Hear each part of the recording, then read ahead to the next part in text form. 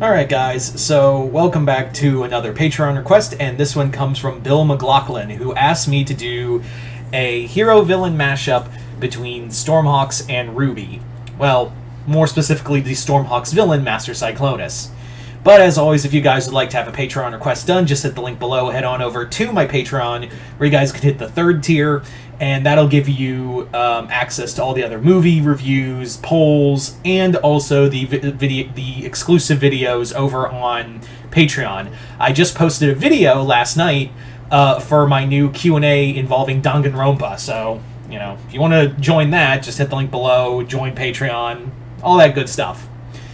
Anyway, so, for those who are new subscribers here for Hero Villain Mashup, basically what this is essentially where I take a hero or a group or a team of heroes and talk about what would it be like if they had to fight this villain, if this villain was in their rogues galleries. It isn't really so much a fight video as it is more of a it's more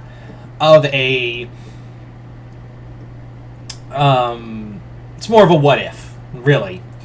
So anyway, so let's get started with this video.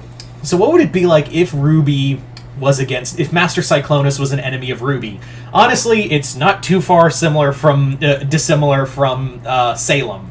It's just a younger version of Salem that's probably easier to kill. Like, that's the thing, is that Salem is really fucking hard to kill.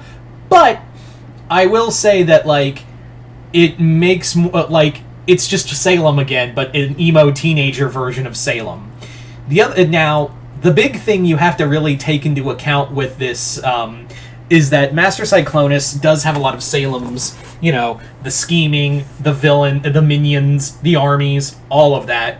But the other thing that she has is patience. Master Cyclonis is nothing if not patience. She also shares that level of patience that Salem has, and it's also kind of mixed with this kind of young, sociopathic desire to hurt people. It isn't like with Salem where it's like everything has a purpose and I'm just, you know, it's all just one big game that I'm winning.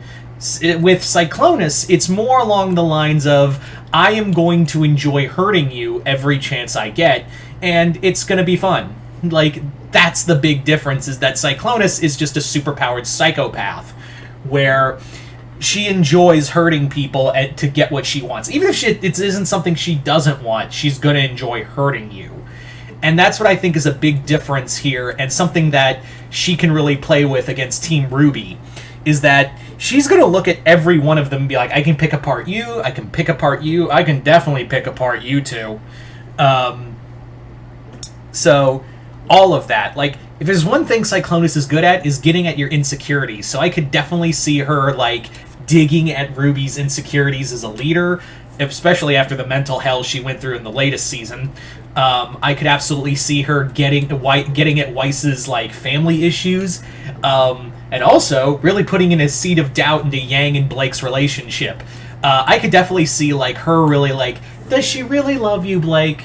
Or is it, like, just a fling for her? Is it, like, I could see her really, like, playing at everyone's heartstrings. And the other thing is, too, is that it doesn't, like, Cyclonis is really powerful. Like, she can, you know, in the extended lore, it was set, like, the creator of the show said, like, she could control gravity, she could, you know, control molecules, which was a really OP thing, but, like, I don't know if she could actually do that, or was that the creator talking out his ass, but who knows. But Cyclonis was meant to be, like, this terror.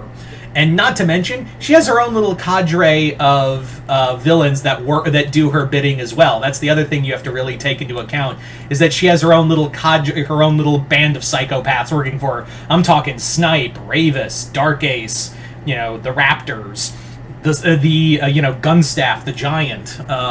You have the Nightcrawlers. All of that. You know, not to mention the endless army of Talons that will serve her. And it's not like with the difference is, it's not like Grimm, where there are these mindless monsters that Salem has a hold over. with the Cyclonians, they're actual soldiers who have, like, training. Not great training, but what they make up for in not so great training, they make up for in just sheer numbers and technology.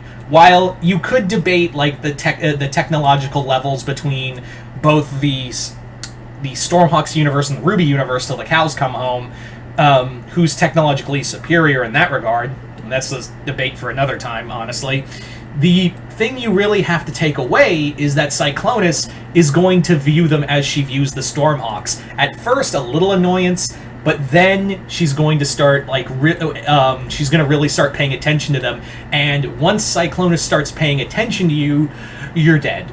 Or you're going to wish you were dead. That's the other thing that you really have to take into account, is that the moment Cyclonis starts taking an interest in you specifically, you are fucked. You are royally, unequivocally, undoubtedly just fucked. Because she won't just attack you physically, she'll attack you emotionally. Like, yeah, and also, Ruby's Silver Eyes, they're not going to do anything. They can't have any effect because she's not Grim. She's not Grim-based. So there's that. Also, she's a hell of a fighter, and I could see Cyclonis just jumping down from her throne and just being like, alright, getting her staff out and just being like, alright, who's first? I'll give you the first hit. So, yeah. So, yeah, there you go. But you guys tell me in the comments below, what do you think it would be like if if Master Cyclonis was one of RWBY's enemies? I'm talking the whole team, not just Ruby Rose. Anyway, so you guys tell me in the comments below, and once again, I'd like to thank Bill McLaughlin for their Patreon request, as well as continued patronage. And yeah, if you guys would like to have a Patreon request done, just hit the link below, head on over to my Patreon, and then hit the 3rd tier. But other than that, hope you all enjoyed this. I'm Mr. Multiverse. I'll see you next time in the Multiverse.